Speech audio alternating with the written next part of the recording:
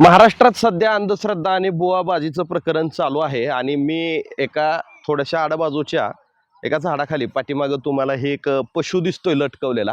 हे काय प्रकरण आहे काय आहे हे मी थोडंसं सांगण्याचा प्रयत्न करतोय, पण नेमकं ठिकाण सांगतोय. हे कुठल्या गावच्या हद्दीत येतं? बर.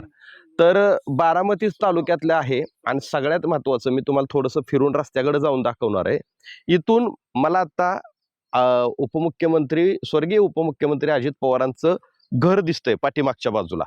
आणि हा इथं एक जो प्रकार झाला तो प्रकार असा आहे की हे बोकड आहे आणि ह्या निर्जन स्थळी या बोकडाचा फक्त गळा सोडवण्यात आलाय आणि त्याचा रक्त वापरून इथं एक आघोरी पूजा करण्यात आलेली होती काही दिवसापूर्वी. थोडंसं उशिरा कळालंय मला, पण याच्यात अजून काही पुढे येऊन कोणी हे केलं नाही. जरा थोडंसं ते जवळ जाऊन दाखवा. तर हे बोकड अशा पद्धतीने अगदी उंच ठिकाणी लटकवण्यात आलंय आणि सांगायचं दुसरं तात्पर्य असं की इथं स्थानिक लोक असं सांगतायत की इथं खूप मोठी पूजा खाली घालण्यात आलेली होती आणि बरंचसं त्याच्यामध्ये टाचण्या, लिंब, नारळ अशा प्रकारचे वस्तू या ठिकाणी त्याच्यात त्या पूजेनंतर वापरण्यात आलेल्या होत्या. आता विषय असा आहे की एकतर सगळं गंभीर वातावरण आहे, संशयाच्या सोया फिरत असतात, पण याच्यापेक्षा पुढे जाऊन महत्वाचं असं आहे की आपल्याला जागृत का राहिलं पाहिजे. हा अंधश्रद्धेचा भाग आहे का? तर 100% आहे. पण आज बोकडाचा बळी दिला, उद्या ते नरबळी मागतात. बारामतीमध्ये गेल्या 2 वर्षापूर्वी एका लहान बाळाचं म्हणजे पहिल्या दिवशी जन्म झालेल्या बाळाचं मुंडकं कापून त्याचा बळी देण्यात आलेला होता. त्याचा अजून तपास लागलेला नाही. पोलीस जंग पछाडून थकले. फक्त त्याचं मुंडकं सापडलेलं होतं, धड सापडलेलं नव्हतं. आणि हे जे अंधश्रद्धेतलं एक आहे की ते धड पुरायचं आणि मुंडकं पुजायचं असा एक प्रकार असतो त्याच्यामध्ये. तर मी तुम्हाला सांगितलं होतं सुरुवातीला, आता इथं माझी गाडी उभा आहे, याच्या पलीकडं रस्त्याच्या पलीकडं समोर ती जी झाडं दिसत आहेत हिरवीगार, तिथं दादांचं निवासस्थान आहे. इथून बरंचसं अंतर म्हणजे एक साधारणतः 200-400 मीटर असू शकतं. तर तेवढ्या अंतरावर हे स्थानिक लोक पण आहेत इथं सांगतायत की ते पूजा इथं झाले. इथं झालता ना तसा प्रकार पूजेचा? सगळं टाचण्या बिचण्या नारळ लिंब नाही नाही म्हणजे प्रकार होता. एकच मिनिट. हा, काय काय झालेलं होतं इथं? इथं काय पूजा घालून गेली रात्रीचीच कोणतरी 12ला. बर. दिवसा तर काय केलेलं नव्हतं. बरं. इथं रानशेती इथं जवळच आहे ना शेजारी. हा हा. त्यामुळे इथं दिवसा काय कोणी साहित्य केलेलं काय नव्हतं. होतं तिथं?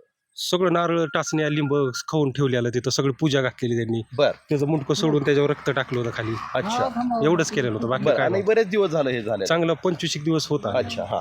विषय काय आहे, मला नागरिकांना फक्त हे सांगायचंय की हा विषय आपण लाईटली घेतो किंवा पोलीस यंत्रणा याच्याकडं तेवढ्या ह्यानं बघत नाहीत. पण हे पुढं आज पशुबळी उद्या नरबळीकडे जात आणि नरबळीकडे जात असताना कुठल्या तरी गोरगरिबाचा, लेकरांचा म्हणा किंवा अन्य कोणाचा म्हणा, याच्यामध्ये जीव जातो. मी रस्त्यावरती येतोय आणि रस्त्यावरती आल्यावरती तुम्हाला लक्षात येईल मी जे आता सांगत होतो की हा प्रकार नेमका इथं घडतो त्यावेळेस पुन्हा एकदा ह्या अशा काही अघोरी विद्या होतात का, अशा काही अघोरी प्रकार होतात का?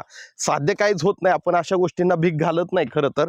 हे बघा, हे समोर जे दिसतंय ते छत जे दिसतंय ते दादांच्या निवासस्थानाचं छत आहे आणि तुम्ही विचार करा, हा हे दिसतंय ते, आणि समोरची पण ही केळीची जी बाग आहे त्या दादांचंच क्षेत्र आहे.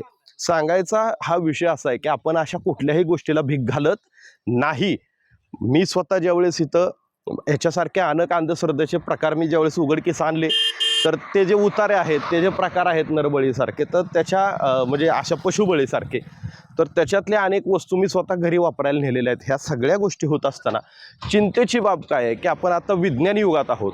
अनेक गोष्टी घडतायत आणि इतक्या दुर्दैवी घडतायत, इतकं सगळं वाईट असताना माणूस विकृतीकडे जातोय. अशा प्रकारामुळं माणसांची विकृती वाढते.